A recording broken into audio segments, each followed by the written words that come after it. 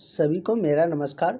चलिए आज हम लोग मिडवाइफरी क्लास को कंटिन्यू करते हैं और हम लोग इस टॉपिक से लगभग 70 क्वेश्चन देख चुके हैं। आज इससे आगे का क्वेश्चन देखेंगे जो कि आप सबको पता है कि ये टॉपिक बहुत ही ज़्यादा पूछे जाने वाला टॉपिक है। तो इस टॉपिक से हम लोग ज़्यादा क्वेश्चन भी करेंगे क्योंकि इससे ज़्यादा क्वेश्चन आते हैं तो ज़्यादा क्वेश्चन हम लोग को करना भी पड़ेगा और सब टॉपिक छोटा छोटा है तो इस टॉपिक से हम लोग ज़्यादातर क्वेश्चन करने जा रहे हैं। तो चलिए हम लोग बिना देरी किए हुए क्लास को स्टार्ट करते हैं। कह रहा है कि गर्भ अवस्था में योनि के म्यूकोसा का जो नीला रंग हो जाता है, मतलब कि गर्भ अवस्था के दौरान जो योनि का म्यूकोसा है उसका रंग नीला हो जाता है। वो उसको कौन सा चिन्ह से जाना जाता है, कौन से चिन्ह उसको कहे जाते हैं? गुडाइल्स चिन्ह, चैडविक चिन्ह या हैगर चिन्ह या जैक्यूमर चिन्ह। तो किस चिन्ह से उसको जाना जाता है? तो उसको चैडविक चिन्ह से जानते हैं। क्या चिन्ह से? चैडविक चिन्ह से। यदि गर्भ अवस्था में योनि का जो म्यूकोसा है उसका रंग यदि नीला रंग का होने लगे तो वह किस चिन्ह से जाना जाता है? तो चैडविक चिन्ह से जाना जाता है।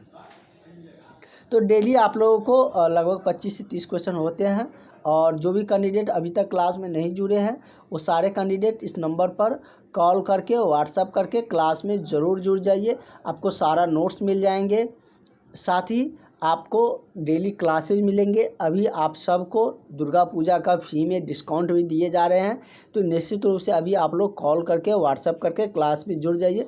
फिर आप लोगों का जो क्लास का चार्ज है दुर्गा पूजा के बाद बढ़ जाएगा, इसलिए ज़रूर आप लोग दुर्गा पूजा में ज्वाइन कर लीजिए और आपकी बहाली भी इसी महीना में आने वाले हैं। तो अभी से आप लोग तैयारी में लग जाइए, नहीं तो आपके पास तैयारी का समय नहीं रहेगा। तो जिसका तैयारी बेहतर होंगे उसका रिजल्ट हो जाएगा और आप लोग फिर से 5 वर्ष इंतज़ार करते रहिएगा, क्योंकि वैकेंसी तो बार बार आता नहीं है। अभी इलेक्शन है 25 में, इसलिए आप लोगों का इतना ज़्यादा वैकेंसी आ रहे हैं, तो बात को समझिएगा। अगला क्वेश्चन कर रहा है कि वास्तविक प्रसव की एक विशेषता है। मतलब कि वास्तविक प्रसव की बहुत सारी विशेषता है। प्रसव आप लोग जानते हैं ना, जो डिलीवरी का जो टाइम होता है उसको प्रसव कहते हैं। तो कह रहा है उसकी एक विशेषता के बारे में बताइए। आपको बताना नहीं है, इस ऑप्शन में से चुनना है कि कौन सा ऑप्शन इसमें से वास्तविक प्रसव की विशेषता है। पहला ऑप्शन है कि पीड़ा की अवधि एवं तीव्रता एक समान रहती है। ऐसा तो है नहीं कि पीड़ा की अवधि एवं तीव्रता समान रहेगी। जैसे जैसे प्रसव नज़दीक आने लगेंगे उस अनुसार पीड़ा होती है। जब स्टार्टिंग रहते हैं तो उस समय में क्या कम होती है पीड़ा, तो ये गलत हो जाएगा, उसकी एक विशेषता नहीं है। अगला है साबुन पानी का एनीमा देने से पीड़ा समाप्त हो जाती है। ये भी नहीं होता है, मतलब कि साबुन पानी का एनीमा देने से पीड़ा तो समाप्त होंगे नहीं। अगला है कि पीड़ा कमर के नीचे होती है। ये सही है कि पीड़ा कमर के नीचे होती है जो उदर एवं जांघ तक फैल जाती है। देखिए, प्रसव के समय पीड़ा कमर से नीचे स्टार्ट होती है और जो कहाँ तक फैल जाती है तो वो धीरे धीरे उदर मतलब पेट वाले भाग और जांघ तक फैल जाती है। ठीक है, तो इसका एक जो विशेषता है यही है। क्या है? तो वास्तविक प्रसव की एक विशेषता क्या है? तो ये है कि मतलब कि पीड़ा कमर के नीचे होती है और वो धीरे धीरे उधर पेट वाले भाग और जांघ तक फैल जाता है। तो करेक्ट आंसर आपका ऑप्शन नंबर सी हो जाएगा। नेक्स्ट है कि कीगल व्यायाम को गर्भ अवस्था में करने से यह होता है, मतलब कीगल व्यायाम बहुत सारा व्यायाम होता है, जैसे स्ट्रेचिंग हो गया और भी बहुत सारे व्यायाम होते हैं। जैसे कि पैर सब में चोट लग गया तो कहता है मतलब जांघ सब में कि स्ट्रेचिंग करो, और भी बहुत सारा फिजिकल मतलब व्यायाम होते हैं। उसी तरीके से कीगल व्यायाम को गर्भ अवस्था में करने से क्या होता है कि भ्रूण रक्त संचार को बढ़ाता है, या पीठ दर्द से आराम देता है, या पेरिनियल पेशियों को मजबूती प्रदान करता है, या उदरीय पेशियों को मजबूती प्रदान करता है। तो कीगल जो कीगल व्यायाम है वह गर्भ अवस्था में क्या करता है? तो पेरिनियल पेशियों को मजबूती प्रदान करता है। क्या करता है? और मजबूती प्रदान करने के लिए ही कीगल व्यायाम का सजेशन दिया जाता है। तो ये क्या करता है? तो पेरिनियल पेशियों को, पेशियाँ जानते हैं ना आप लोग, कार्टिलेज, इसके बारे में तो हम लोग बहुत डिटेल्स में जाने थे। हड्डी के बारे में, पेशियाँ जो है उपास्थि जो है उसके बारे में हम लोग बहुत सारे जाने ही थे। तो इसका काम है कि पेरिनियल पेशियों को मजबूती प्रदान करना। और हड्डियों को मजबूती कौन प्रदान करता है, कौन सा पोषक तत्व, तो कैल्शियम और क्या, फ्लोरीन, मतलब कैल्शियम और कह सकते हैं फॉस्फेट, उसको क्या करता है, मतलब कि मजबूती प्रदान करते हैं हड्डियों को। अगला है कि डिलीवरी के बाद स्त्री का वजन गर्भ अवस्था से पहले वाले वजन जितना कम होता है। मतलब कि डिलीवरी हो जाने के बाद स्त्री का वजन गर्भ अवस्था से जो पहले वजन रहता है उससे कितना कम हो जाता है। क्वेश्चन को आप लोग समझे क्या कर रहा है, मतलब कि पहले वाले वजन जितना कम हो जाता है। क्या कर रहा है कि डिलीवरी जब हो जाता है, क्योंकि आप सबको पता है कि डिलीवरी या कह सकते हैं कि गर्भ अवस्था के दौरान उसका वज़न बढ़ते बढ़ते 11 kg बढ़ जाता है, अधिक हो जाता है जो नॉर्मल वज़न रहते हैं उनसे। तो वो धीरे धीरे गर्भ अवस्था के बाद कब घटना, मतलब कितने महीने में घटकर जो गर्भ अवस्था से पहले जितना वज़न था, मान के चलिए कि यहाँ पर कोई मतलब कि उतना अच्छा तो बना नहीं सकते हैं फिगर, मान के चलिए कोई गर्ल्स है तो वो मतलब कि गर्भ धारण की, ठीक है।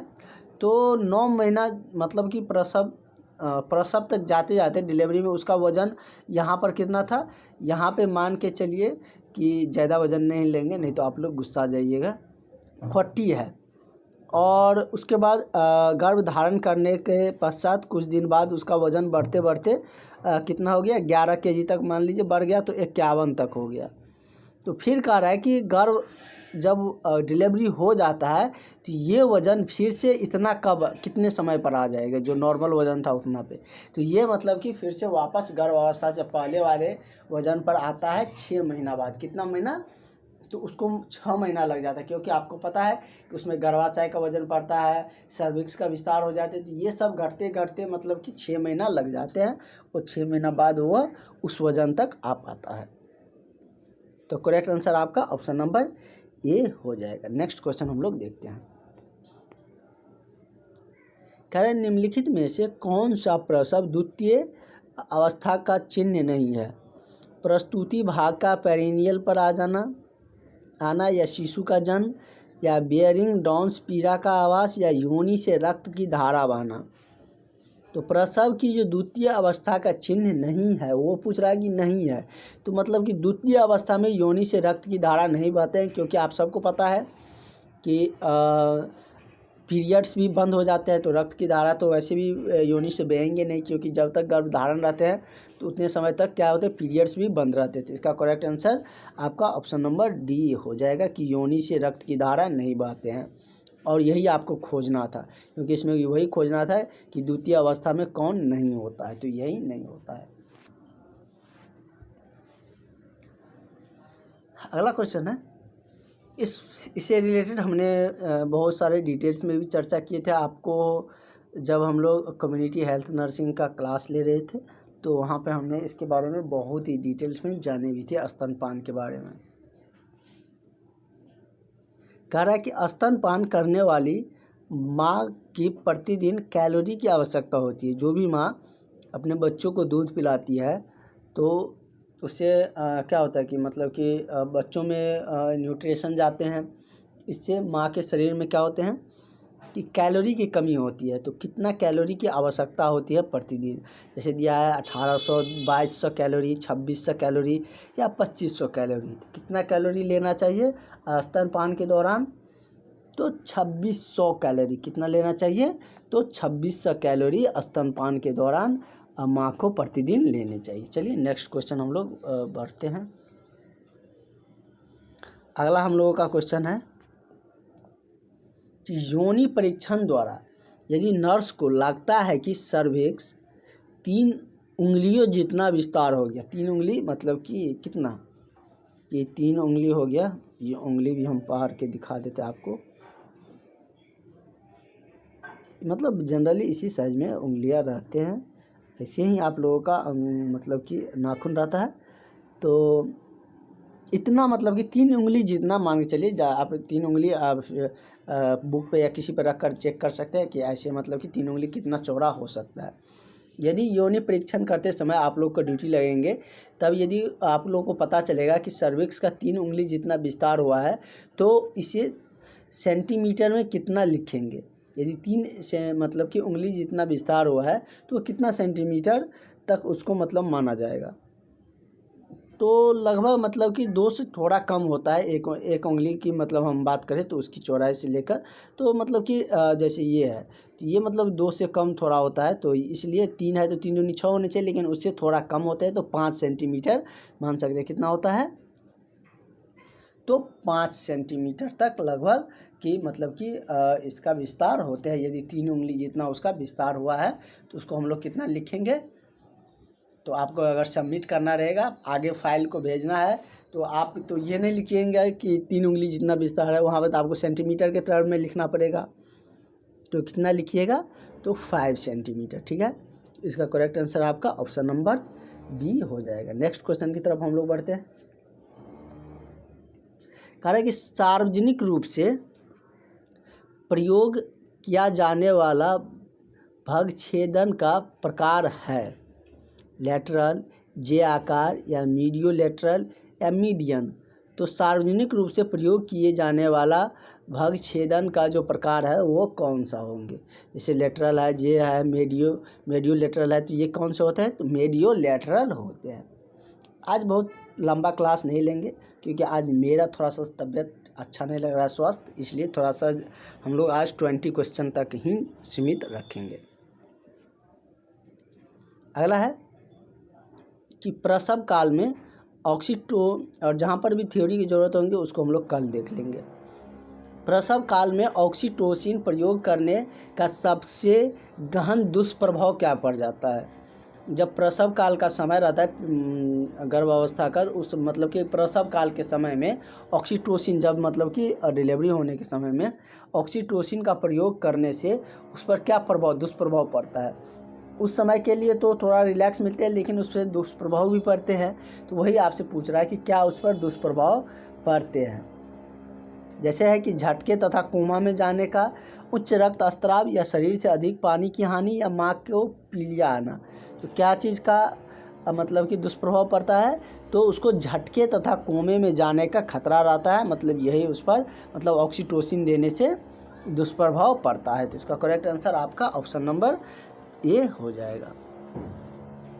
अगर है कि लाइकर को सामान्य लिखा जाता है जब यह गहरे लाल रंग का हो, भूसे रंग का एवं साफ हो, गहरे भूरे रंग का हो या हरे पीले रंग का हो। तो लाइकर को सामान्य मतलब कि नॉर्मल कब माना जाएगा। तो लाइकर को नॉर्मल तब माना जाएगा जब वो भूसे के रंग एवं साफ हो, तब उस समय में आप समझिएगा कि लाइकर क्या है तो सामान्य नॉर्मल है, नहीं तो उसमें डिफ़िकल्टी आ चुका है अगर इस रंग का नहीं हुआ तो।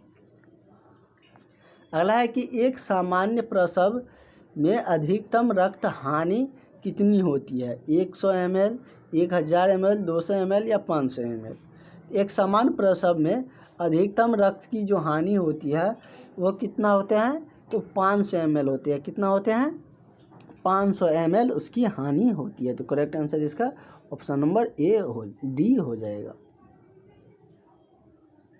नेक्स्ट क्वेश्चन की तरफ बढ़ते हैं हम लोग। अगला क्वेश्चन कह रहा है कि फोटोग्राफ में लिखना शुरू तब किया जाता है जब सर्विकल विस्तारण ... होता है। फोटोग्राफ में लिखना कब शुरू किया जाता है तो ये मतलब कि जैसे दिया है पूर्ण विस्तारण 8 सेंटीमीटर, 6 सेंटीमीटर या 4 सेंटीमीटर में।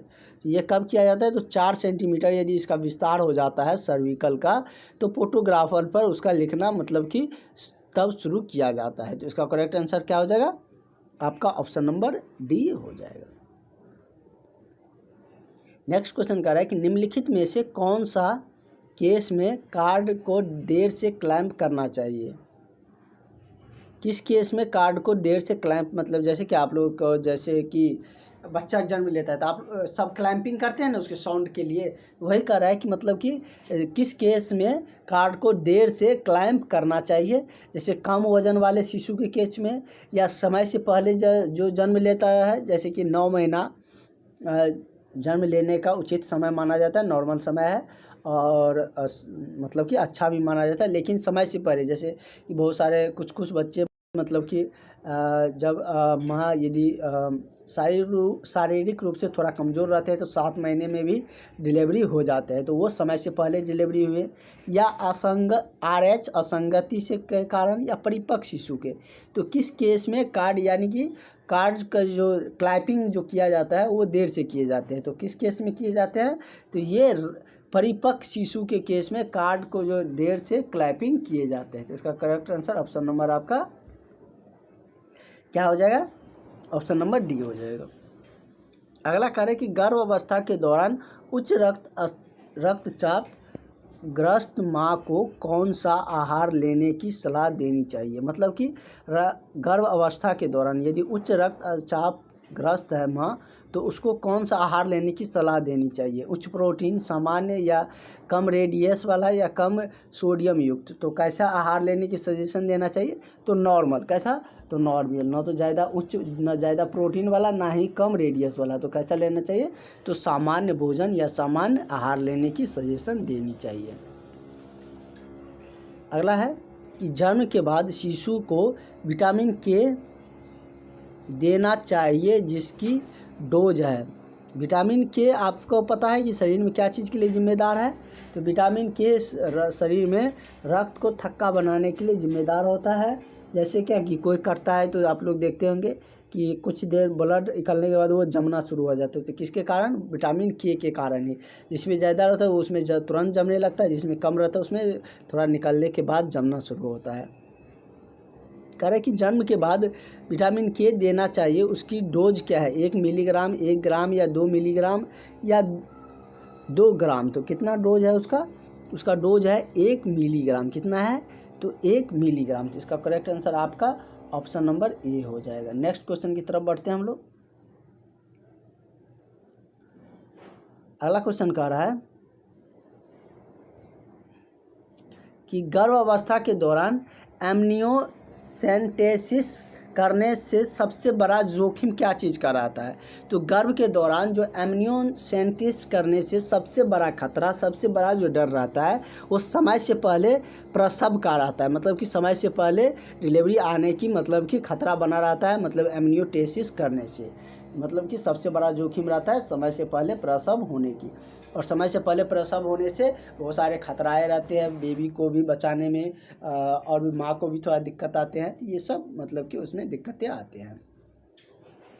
हालांकि स्तनपान के लिए स्तन को तैयार करने की प्रक्रिया को क्या कहा जाता है। मतलब कि स्तनपान करने के लिए मतलब क्या, बच्चों को दूध पिलाएगा तो स्तन को तैयार किया जाता है। तो मतलब कि स्तन को तैयार करने के लिए कौन सी प्रक्रिया अपनाए जाते हैं। जैसे दिया है कि मैमोजेनेसिस, या लैक्टोजेनेसिस, या ग्लैक्टोपोइसिस, या ग्लैक्टोकाइनेसिस। तो कौन सी प्रक्रिया को अपनाया जाता है, तो इसमें माइमोजेनेसिस प्रक्रिया को अपनाया जाता है। कौन सी प्रक्रिया, तो माइमोजेनेसिस। तो करेक्ट आंसर आपका ऑप्शन नंबर ए हो जाएगा। अगला क्वेश्चन है कि सार्वभौमिक टीकाकरण अभियान के अंतर्गत डीपीटी के बारे में हमने डिटेल्स में आपको बताया है, उसका फुल फॉर्म भी बताया है, उसका पूरा डिटेल्स में भी बताया है, उसका थ्योरी वाला नोट्स भी आपको मिल चुका है। और एक ही चीज़ को बार बार नहीं बता देंगे क्योंकि इससे हम लोग का नंबर ऑफ क्वेश्चन कम होंगे। कह रहा है कि सार्वभौमिक टीकाकरण अभियान के अंतर्गत डीपीटी का पहली खुराक देने का समय क्या है। इसका पहला जो खुराक दिया जाता है वो 1 से 1.5 महीना के बाद दिया जाता है। कितना महीना के बाद, तो 1 से 1.5 महीना के बाद। तो इसका करेक्ट आंसर आपका ऑप्शन नंबर सी सही हो जाएगा। अगला कह रहा है कि प्रसव के बाद स्तनपान को दबाने के लिए प्रयोग किए जाने वाली दवा का नाम बताएं। तो प्रसव के बाद यदि स्तनपान को दबाने के लिए जो प्रयोग किया जाता है वो कौन सा दवा है, तो वो मतलब कि आपका है ब्रोमोक्रेप्टिन। क्या है, ब्रोमोक्रेप्टिन। तो करेक्ट आंसर आपका ऑप्शन नंबर बी हो जाएगा। कह रहा है कि नवजात शिशु के विटामिन के इंजेक्शन देने का मुख्य उद्देश्य क्या होता है। अभी हम लोग देखे थे कि विटामिन के कब दिया जाता है, इससे पहले का क्वेश्चन था ना हम लोगों का, यहाँ पर हम लोग देखे थे, कहाँ गया, यहाँ पर देखे थे कि जन्म के बाद कितनी मतलब कि डोज दिया जाता है और उसका उद्देश्य क्या है, उसी से रिलेटेड ये क्वेश्चन है।